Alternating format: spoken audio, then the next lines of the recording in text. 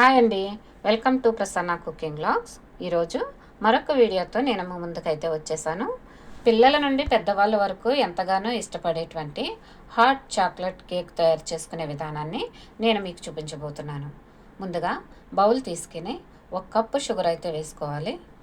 1/2 cup వరకు oil తీసుకుని 2 tablespoon vinegar, 1 cup water వేసుకుని షుగర్ కరిగేంత వరకు బాగా కలపాలి.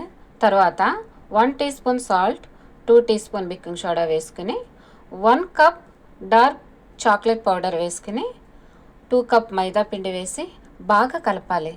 సాఫ్ట్గా అయ్యేంత వరకు కలుపుకోవాలి, ఉండలు లేకుండా. చూసారా ఎంత క్రీమీగా అయితే ఉందో. ఇప్పుడైతే కేక్ గిన్నెలో వేసేసుకుని ఓవెన్లో పెట్టేసుకుందాం. ఓవెన్లో 35 నిమిషాల వరకు ఉంచాలండి తప్పనిసరిగా.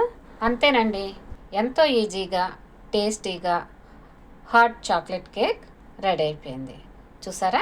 నచ్చితే మీరు కూడా ట్రై చేయండి, కామెంట్లో తెలియచేయండి. నా ఛానల్ని లైక్ చేయండి, షేర్ చేయండి, సబ్స్క్రైబ్ చేసుకోండి. Thank you.